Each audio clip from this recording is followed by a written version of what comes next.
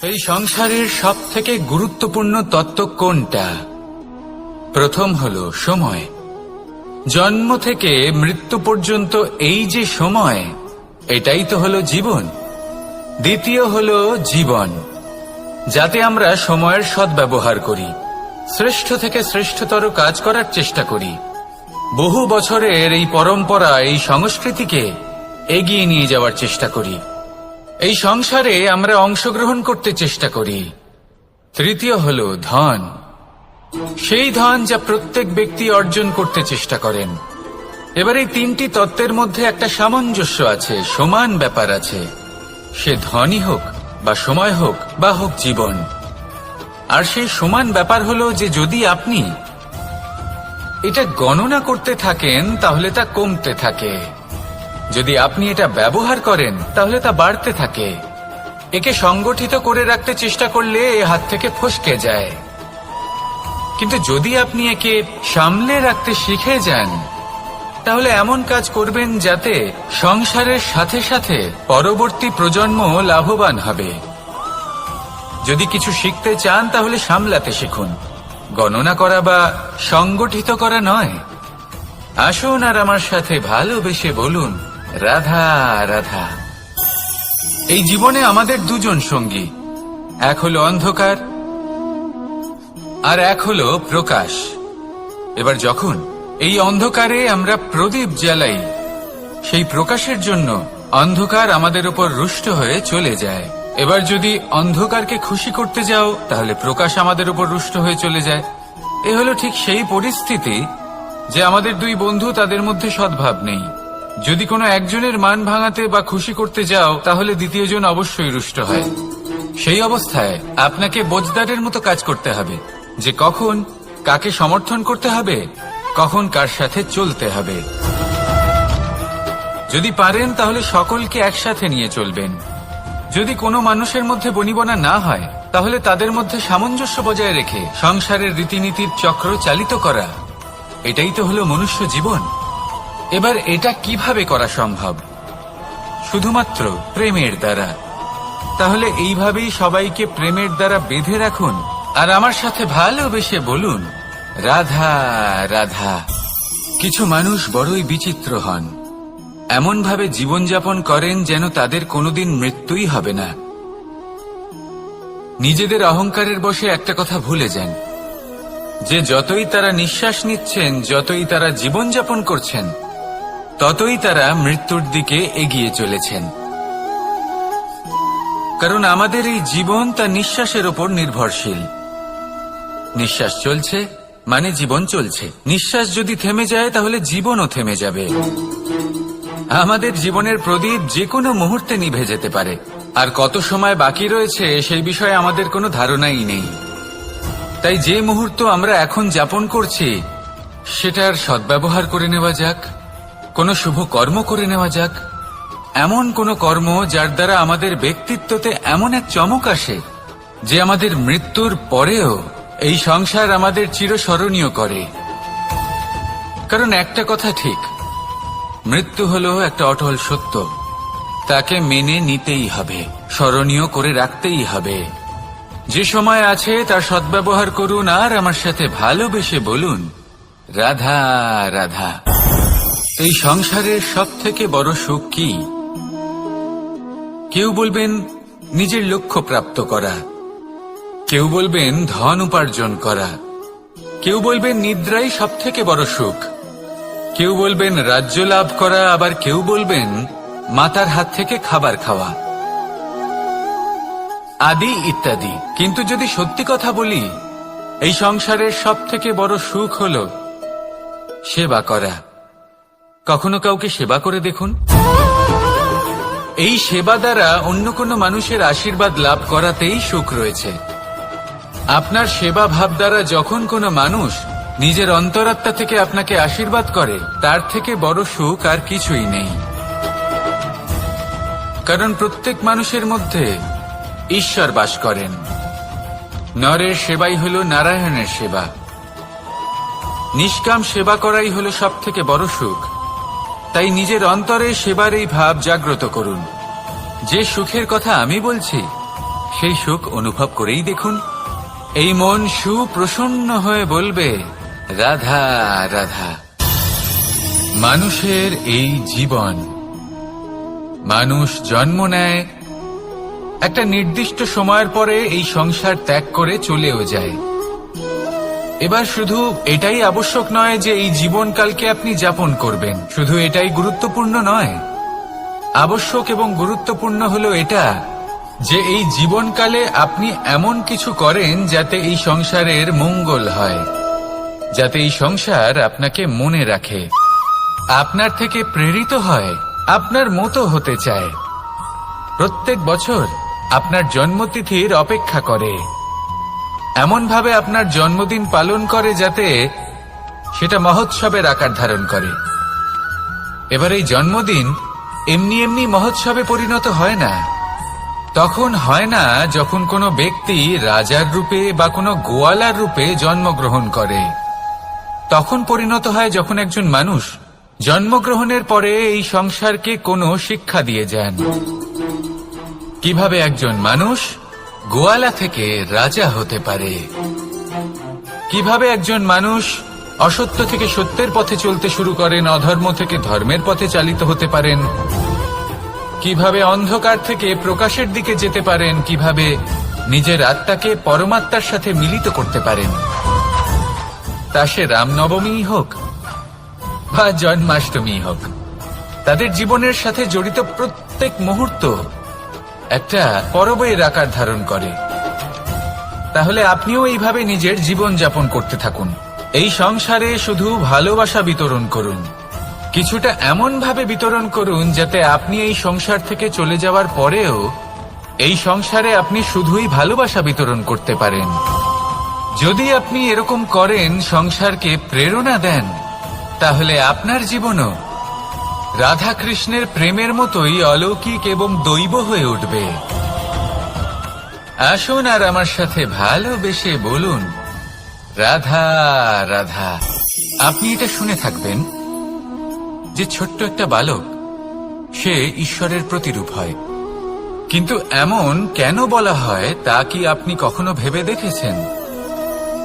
আমি আপনাকে বলছি, কোন একটা ছোট্ট বালককে দেখুন, সে কি করে? সকলকে সমান চোখে দেখে। ওর মনে না কোনো ছলনা রয়েছে, না কোনো কপটতা, না অহংকার রয়েছে, আর না কোনো বিষয় নিয়ে কোনো চিন্তা। সকলকে সে সমান চোখে দেখে আর নিজের মধ্যেই প্রসন্ন থাকে, সকল বিকার থেকে মুক্ত। এগুলোই তো সেই গুণ সেই বালকের মধ্যে, যা হলো ঈশ্বর স্বরূপ। এবার ভেবে দেখুন, যদি প্রত্যেকটা মানুষ এই ছোট বালকের মতো সেই সব গুণ নিজের মধ্যে জাগ্রত করে তোলে, তাহলে কি হবে? তারাও ঈশ্বর তুল্য হয়ে উঠবে। তাই আপনিও এটাই করুন, নিজের মনকে বিকার মুক্ত করুন সেই ছোট্ট বালকের মতো। মনের মধ্যে না কোনো চিন্তা রাখবেন, না মোহ, না ক্রোধ, না কোনো রকমের ছলনা বা কপটতা। সবাইকে সমান চোখে দেখুন আর নিজের মনেই প্রসন্ন থাকতে শিখুন। এই মন প্রেমময় হয়ে বলবে, রাধা রাধা। মানুষের জীবন বড়ই বিচিত্র হয়। যেই মুহূর্তে জন্ম নেয় একটা প্রতিস্পর্ধায় প্রবেশ করতে থাকে। মানুষ জন্ম নেয় আর প্রতিস্পর্ধা শুরু হয়ে যায় ভাই এবং বোনের মধ্যে সর্বশ্রেষ্ঠ হবার, সবার থেকে এগিয়ে থাকার। তারপরে সে যায় গুরুকুলে, নিজের বন্ধুদের মধ্যে সর্বশ্রেষ্ঠ হওয়ার প্রতিস্পর্ধা শুরু হয়। এবার সেখান থেকে বাইরে বেরিয়ে সংসার জীবনে প্রবেশ করে ধন উপার্জনের প্রতিস্পর্ধা শুরু হয়। তা সে যুদ্ধই হোক বা কলা হোক, এই প্রতিস্পর্ধা কখনোই আমাদের পিছু ছাড়ে না। তাই যদি প্রতিস্পর্ধা করতেই হয়, তাহলে আমরা মানুষকে সাহায্য করার প্রতিস্পর্ধা কেন করব না? এমন এক প্রতিস্পর্ধা যাতে যে কেউ জিতুক বা যে কেউ হারুক না কেন, লাভ সকলের হবে। সকলের মধ্যে প্রেম বিতরণ করতে থাকুন, এইভাবেই আনন্দ বিতরণ করতে থাকুন। আর আমার সাথে ভালোবেসে বলুন, রাধা রাধা। দু রকমের প্রাকৃতিক বেগ থাকে। প্রথম হলো বর্ষা। যখন এর বর্ষণ হয় তখন মাটিকে শীতল করে নতুন ফসল ফলায়। আর দ্বিতীয় হয় পবন, যা আমাদের সর্বদা শ্বাসবায়ু প্রদান করে। অশান্ত এই মনকে শান্তি প্রদান করে, এই ক্লান্ত শরীরে স্ফূর্তি প্রদান করে। আমাদের জীবনে যত আবেগ আছে তা হয় বর্ষার মতো হওয়া উচিত, নয় হওয়া উচিত পবনের মতো। ক্রোধ, মতভেদ, বিবাদ এগুলো হওয়া উচিত বর্ষার মতো, অর্থাৎ কিছু সময় পরে যেন এরা নিজে থেকেই ছিন্ন ভিন্ন হয়ে চলে যায়। আর যদি পবনের মতো কোনো আবেগ থাকা উচিত তা হল প্রেম, যা সর্বদা শ্বাসবায়ু প্রদান করে, সবসময় সাথে থাকে। একে আমরা অনুভব করতে পারি না, কিন্তু এ আমাদের অনুভব করার জন্য প্রাণবায়ু প্রদান করে। আর যখন চক্রবাতের মতো সে ভয়ঙ্কর হয়ে ওঠে, তখন সমগ্র সংসার বদলে দেয়। এর সারমর্ম একটাই, শক্তি। মতভেদ, ক্রোধ, বিবাদের মধ্যে নেই। শক্তি যদি থাকে তা আছে প্রেমের মধ্যে। তাই এই প্রেমকে মনের মধ্যে রাখুন আর আমার সাথে বলুন, রাধা রাধা। প্রত্যেকটা মানুষ আলাদা হয় আর অত্যন্ত বিশেষও হয়। প্রত্যেক মানুষ ভিন্ন ভিন্ন পরিবেশে পালিত হয়, বড় হয়। প্রত্যেকের নিজস্ব চিন্তা ভাবনা থাকে, নিজস্ব বিচারধারা থাকে। যখন অনেক ভিন্ন বিচারধারা একত্রিত হয়ে যায়, তখন শুরু হয় বিবাদ। এবার এই বিবাদের সময় আপনি দেখবেন দুই ব্যক্তি যাদের মধ্যে এই বিবাদ হচ্ছে সবসময় এটা প্রমাণ করতে চান যে তার সামনের ব্যক্তি এবং তার ভাবনা, তার বিচারধারা বা তার বক্তব্য হলো অনুচিত। এবার এটাই যদি প্রেমপূর্বক রূপে আপনি ভেবে দেখতে চেষ্টা করেন যে সামনের ব্যক্তিটির বক্তব্য, তার মানসিকতা আসলে কি, তাতে উচিত ঠিক কি, সেটা আমরা বুঝতে পারি। একদিকে হলো এই বিবাদ, যা আপনাকে সামনের ব্যক্তিটিকে অনুচিত প্রমাণ করতে বাধ্য করে, আর অন্যদিকে হলো প্রেম, যা সামনের ব্যক্তিটির যুক্তি বুঝতে সাহায্য করে, তাতে উচিত কি রয়েছে সেটা বুঝতে বাধ্য করে, তাকে মহান হয়ে ওঠার পথে অগ্রসর হতে বাধ্য করে। তাই এই বিবাদকে ত্যাগ করুন আর প্রেমকে আপন করে নিন, আর এই প্রেম ভাব নিয়ে বলুন, রাধা রাধা। এই সংসারে বড়ই বিচিত্র এক শব্দ আছে, মূল্য। এর প্রয়োগ আমরা জীবনেও করে থাকি, আবার ব্যবসাতেও করে থাকি। একজন উদ্যোগপতি সবসময় বলেন, ব্যবসার মূল্য সবসময় উচ্চমান হওয়া উচিত, তাতে লাভ বেশি। অন্যদিকে আরেকজন ব্যক্তি যিনি পরোপকারী, যিনি ঈশ্বরের দর্শনের অভিলাষী, তিনি বলেন জীবনের মূল্য সব থেকে উচ্চমান হওয়া উচিত। অনেক সময় মানুষ কি করে থাকেন, ব্যবসার এই মূল্য তা উচ্চতার শিখরে পৌঁছানোর লোভে জীবনের মূল্য নামিয়ে ফেলেন, যেখানে এই সমগ্র সংসার প্রেমের দ্বারা চালিত হয়। প্রেমই হলো এই সংসারের আধার। এবার যদি আপনি প্রেম করতে শিখে যান, তাহলে ব্যবসাতে নিশ্চিত রূপে লাভের সাথে সাথে কীর্তি এবং যশ লাভও করতে পারবেন। তা আমি নিশ্চিত রূপে বলতে পারি, কারণ ব্যবসাতে ওঠা নামা এসব চলতেই থাকে। জীবনকে আপনি যদি একবার উচ্চতায় নিয়ে যেতে পারেন, তাহলে তা কখনোই নামবে না। আসুন আর আমার সাথে ভালোবেসে বলুন, রাধা রাধা। যা বাধা দেয় তা হলো অবরোধ, যা এগিয়ে নিয়ে যায় তা হলো বিকাশ, আর যা ভাগ করে দেয় তা হলো গুণ। আপনি সবাইকে আনন্দ দিন, তার বদলে আপনিও আনন্দ পাবেন।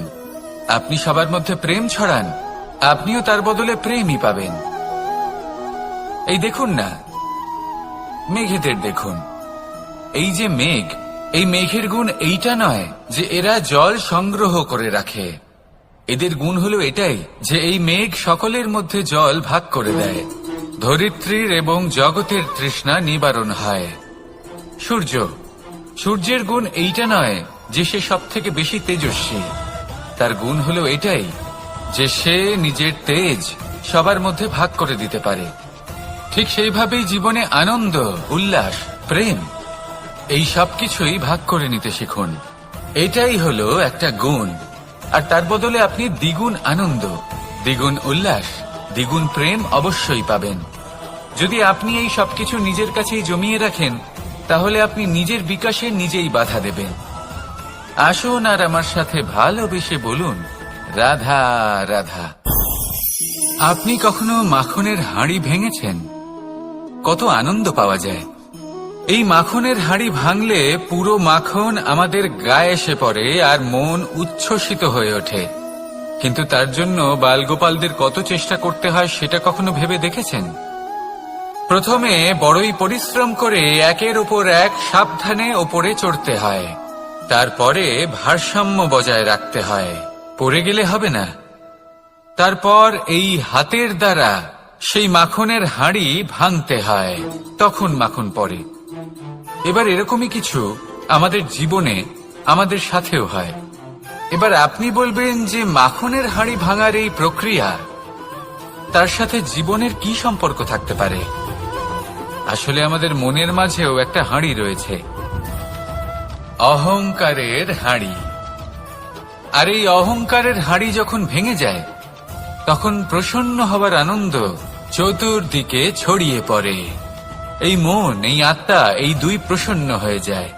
কিন্তু তার জন্য আপনাদেরকেও বালগোপালের মতো চেষ্টা করে যেতেই হবে, ভারসাম্য বজায় রাখতেই হবে মনের মাঝে এবং এই বুদ্ধিতে, ভালো এবং মন্দের মধ্যে, লোভ এবং পরমার্থের মধ্যে। আর তারপর নিজে হাতে অহংকারের এই হাঁড়ি ভেঙে দিতে হয়। দেখুন, যদি ঈশ্বরের সঙ্গ লাভ করতে চান, তাহলে অহংকারের এই হাঁড়ি ভাঙতেই হবে। আসুন আর আমার সাথে ভালোবেসে বলুন, রাধা রাধা। মুঠো হাতের শক্তি বেশি, মুঠো খুললেই তা দুর্বল। তা এমন কি থাকা উচিত এই বন্ধ মুঠোয় যা লাখের সমান? মানসিকতা এবং স্বপ্ন। মানুষ জন্মগ্রহণ করে, তার মানসিকতা সময়ের সাথে উন্নত হয়। মানসিকতা অনুযায়ী সে স্বপ্ন দেখে, আর সেই স্বপ্ন সার্থক করতে সে পরিশ্রম করতে থাকে। কিন্তু খুব গুরুত্বপূর্ণ একটা কথা আছে যা আপনার মনে রাখা উচিত। আপনার এই মানসিকতা, আপনার এই স্বপ্ন, তা যেন আপনার নিয়ন্ত্রণে থাকে। আপনার বন্ধ মুঠোয় যেন এর লাগাম থাকে, আপনি যেন এর প্রভু হন। যদি তা হয়, তবেই আপনি লাভবান হবেন। যদি এরা আপনাকে নিয়ন্ত্রণ করতে থাকে, যদি আপনার মুঠো খুলে যায়, না পথ আপনার নিয়ন্ত্রণে থাকবে, না মানসিকতা থাকবে, না স্বপ্ন নিয়ন্ত্রণে থাকবে। আর যদি তাই হয়, তাহলে আপনি আপনার ভবিষ্যৎ নষ্ট করে ফেলবেন। তাই নিয়ন্ত্রণ করতে শিখুন নিজের বিচার বুদ্ধি, নিজের মানসিকতা, নিজের স্বপ্নকে। নিজের এই স্বপ্ন পূরণ করুন আর আমার সাথে ভালোবেসে বলুন, রাধা রাধা। এই সংসারের সব থেকে কঠোর ধাতুর মধ্যে একটি হলো লোহা। লোহা দিয়ে আমরা অনেক অস্ত্র শস্ত্র লাভ করি, অনেক বস্তুও লাভ করি। এবার এই লোহাকে কাটার জন্য, একে কোনো আকার দেওয়ার জন্য কি প্রয়োগ করতে হয়? লোহা। এবার এই কথাটা আমরা সকলেই জানি যে লোহার দ্বারাই লোহাকে কাটতে হয়। এবার এই কথা আমি আপনাকে কেন বলছি? এরপরে খুব বড় একটা প্রশ্ন আসে, যা খুব বড় শিক্ষা দিয়ে যায়। এটা কেন হয় যে আমরা একটা লোহা দিয়ে একটা লোহাতে আঘাত করছি, কিন্তু যে লোহা দ্বারা আঘাত করছি তার আকার বদলাচ্ছে না, যার উপর প্রহার করছি তার আকার বদলাচ্ছে? এতে পার্থক্যটা কোথায়? পার্থক্য হলো তাপমাত্রার। দেখুন, যে লোহাকে আমরা কাটতে চাই তার তাপমাত্রা বাড়াতে হয়, তাকে গরম করতে হয়। আর যে লোহা দ্বারা আমরা আঘাত করতে চলেছি, সেই লোহা আমাদের ঠান্ডা রাখতে হয়। অর্থাৎ ঠান্ডা লোহা গরম লোহাকে কেটে দেয়। এবার এই শিক্ষা কি আমাদের জীবনে যথেষ্ট নয়? আমাদের জীবনে অনেক সমস্যা আসতে পারে, কিন্তু আমাদের এই বিষয়ে বিশেষ খেয়াল রাখতে হবে যে আমাদের মনকে আমরা যেন ঠান্ডা রাখি, এই মস্তিষ্ককে শান্ত রাখতে হবে। যদি আমরা ক্রোধ বা ঈর্ষার আগুনে জ্বলতে থাকি, বিদ্বেষের আগুনে জ্বলতে থাকি, তাহলে আমরাও সেই লোহার মতোই হয়ে যাব যার তাপমাত্রা অত্যন্ত বেশি। তখন যে কেউ এসে আমাদের বিচ্ছিন্ন করে চলে যাবে। মনে রাখবেন, যিনি যত বেশি স্থির বুদ্ধির অধিকারী, যিনি হলেন সব থেকে বেশি শান্ত, তিনি হলেন সব থেকে বেশি বলশালী। তাহলে শান্ত থাকুন আর আমার সাথে ভালোবেসে বলুন, রাধা রাধা। এই সমগ্র সংসারের সবথেকে গুরুত্বপূর্ণ ব্যক্তি কে? স্বয়ং আপনি। নিজের জন্য তো বটেই, তাই না? কারণ যখন আপনি জন্মগ্রহণ করেন, নিজের চোখ খোলেন, এই সংসারে আসেন, তখনই তো এই সংসারকে আপনি দেখতে পান, অনুভব করতে পারেন। এখানকার আবেগ, এখানকার মানুষজন তখন থেকেই অনুভব করেন। যদি আপনি না থাকেন তাহলে এই সংসারের অস্তিত্ব আপনার কাছে শূন্যের সমান, তাই না? আপনি না থাকলে এই সংসারও আপনার কাছে নেই। এবার সবাই বলবেন যে এ তো সত্যি কথা, সেই অনুযায়ী তো আমার স্বার্থপর হওয়া উচিত, অহংকারী হওয়া উচিত, কারণ আমার কাছে আমিই তো সবকিছু। দৃষ্টিভঙ্গি পাল্টে দেখুন। আপনার কাছে সবথেকে বেশি গুরুত্বপূর্ণ ব্যক্তি কে? আপনি নিজেই। সেই মানুষটি কেমন হওয়া উচিত একটু ভেবে দেখুন। সবসময় সকলকে সাহায্য করুন, একসাথে মিলে পরিশ্রম করুন, সাহায্য করুন অন্যদেরকে। এটা অতি আবশ্যক। এবং তার থেকেও বেশি গুরুত্বপূর্ণ হলো এটাই যে আপনার মনে যেন কখনো এই বিষয়ে ভয় না থাকে যে আমি আমার প্রিয়জনদের, আমার কাছের মানুষগুলিকে হারিয়ে ফেলব। এই ভয় কখনোই মনের মধ্যে থাকা উচিত নয়। যদি ভয় থাকে তাহলে থাকুক এই বিষয়ে যে সকল মানুষ আমার জীবন থেকে, আমার থেকে দূরে চলে যাচ্ছেন, তাদের বাধা দিতে দিতে আমি যেন নিজেকেই না হারিয়ে ফেলি, নিজের অস্তিত্বকেই না হারিয়ে ফেলি, নিজের ব্যক্তিত্বকে, নিজের বিচারধারাকে, নিজের করুণার শক্তি না হারাই। তাহলে এই ভয় ত্যাগ করুন আর আমার সাথে ভালোবেসে বলুন রাধা রাধা। মানুষের দুটো রূপ রয়েছে। এক, আমাদের এই মুখ যা শুধুই চোখে দেখা যায়, আর দ্বিতীয় আমাদের এই মন যা শুধুমাত্র অন্তরাত্মা দ্বারা দেখা যায়। এবার আমাদের এই মুখ তা ঈশ্বর সকলকেই আগে থেকেই প্রদান করেছেন, কিন্তু এই মন কেমন হবে তা আমাদের জীবনের অনুভূতি এবং আমাদের জীবনের লক্ষ্য এগুলি সুনিশ্চিত করে। অর্থাৎ নেত্র দিয়ে দেখা যায় আমাদের এই মুখ, তা শুধুই এই কারণে প্রয়োজন যাতে সংসার আমাদের দেখতে পায়, আমাদের চিনতে পারে। কিন্তু যদি এই সংসারে আপনি প্রকৃত অর্থে মান সম্মান লাভ করতে চান, তাহলে নিজের অন্তরাত্মাকে আপনাকে বিকশিত করতেই হবে। দেখুন, কথায় আছে এই যে অসুর, তা শারীরিকভাবে উপস্থিত নয়, তা মনের মধ্যে থাকে। যদি এই মন থেকে অসুরকে বের করে দেওয়া যায় তাহলে শরীরে তা উপস্থিত থাকবেই না। তাই মনকে শুদ্ধ করুন আর আমার সাথে ভালোবেসে বলুন রাধা রাধা। প্রয়াস, পরিশ্রম, এই শব্দগুলি শুনতে হয়তো ছোট মনে হয়, কিন্তু এর মূল্য অনেকটাই অধিক। এবার প্রয়াসও কিন্তু দুই ধরনের হয়। একটা প্রয়াস তাই যা আমরা নিজের মন থেকে, অন্তর থেকে সমগ্র শক্তি দিয়ে করার চেষ্টা করি। এবারে এই প্রয়াস প্রচেষ্টার নামান্তর। কিছু প্রয়াস এমনও হয় যেমন দ্রুতক্রীড়া খেলা। মানুষ বলেন আজ একটু প্রয়াস করি, একটু দ্রুতক্রীড়া খেলেই দেখি, যদি বিজয়ী হই তবে ভালো ব্যাপার, যদি না হই তবে আর কখনো খেলবো না। এটাও কিন্তু প্রয়াস, কিন্তু এই প্রয়াস পরিশ্রম নয়। পাণ্ডবদের দেখুন, ওনারা যখন পরিশ্রম করেছিলেন তখন খাণ্ডবপ্রস্থকেও ইন্দ্রপ্রস্থ বানিয়েছিলেন। দ্রুতক্রীড়া খেললেন, সেই মুহূর্তেই ইন্দ্রপ্রস্থ হারিয়ে ফেললেন। পরিশ্রম করলেন, সগৌরবে রাজা হলেন। দ্রুতক্রীড়া খেললেন, তখন এক মুহূর্তে রাজা থেকে নিঃস্ব হয়ে গেলেন। সারমর্ম এটাই যে দ্রুতক্রীড়া কখনো কখনো আপনার মিত্র হতে পারে, কখনো সে আপনাকে বিজয়ী করতে পারে, কিন্তু প্রয়াস এবং পরিশ্রম যখন একসাথে মিলিত হয় তখন তা সর্বদাই আপনার সাথে থাকে। প্রয়াস করতে থাকুন, পরিশ্রম করতে থাকুন, আর আমার সাথে ভালোবেসে বলুন রাধা রাধা। মানুষ কখনো কখনো সময়কে নিয়ন্ত্রণ করতে চেষ্টা করে, কখনো কখনো সময়ের গুরুত্ব বুঝতে পারে না। এটা ভাবে যে এই কিছু মুহূর্ত কেটে যাক, একে অতিবাহিত করি, তাহলে কি বা হবে, কয়েকটা মুহূর্ত মাত্র। কিন্তু তা নয়। আজকের একটা মুহূর্ত ভবিষ্যতের অনেক বড় পরিবর্তনের ভিত হতে পারে। আজকের একটা মুহূর্ত আপনার ভবিষ্যৎকে উজ্জ্বল করে তুলতে পারে। সেই জন্য ছোট ছোট মুহূর্তগুলিকে অদেখা করবেন না। সময়কে কাজে লাগান, পূর্ণরূপে কাজে লাগান।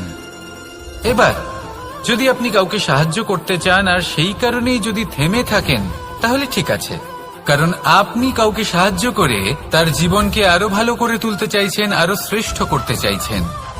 এই পুণ্য, এই কর্ম ফিরে আপনার কাছেই আসবে আর আপনার জীবনকে শুভ করে তুলবে।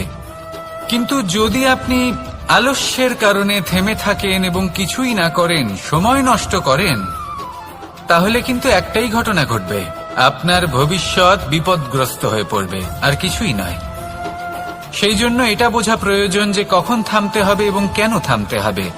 যদি আপনার থামার কারণ এবং সময় অনুচিত হয়ে থাকে, তাহলে আপনার ভবিষ্যৎ কখনোই উচিত হতে পারে না।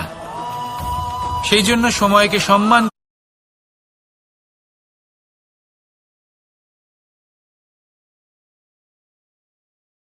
সত্যটা কি সেটা আমাদের জানতে হবে। এই সংসার নির্মিত হয়েছে পাহাড় দ্বারা এবং পাথর দ্বারা, তাই প্রত্যেক স্থানে ছোট ছোট ছোট ছোট নুড়ি পাথর তো অবশ্যই থাকবে। এগুলো এড়িয়ে যাওয়া সম্ভব নয়, আর এই কথাটা আমরা সকলে জানি। এবার এইভাবেই আমাদের জীবনে নানান রকমের সমস্যা লেগেই থাকে। এর হাত থেকে কোনোভাবেই নিস্তার পাওয়া সম্ভব নয়। একটা সমস্যা এড়াতে যান, দ্বিতীয় চলে আসবে, দ্বিতীয় সমস্যা এড়াতে যান, তৃতীয় চলে আসবে। কিন্তু সমস্যা জীবনে থাকবেই, আর আপনাকে সাহায্য করার জন্যই থাকবে কোনো না কোনো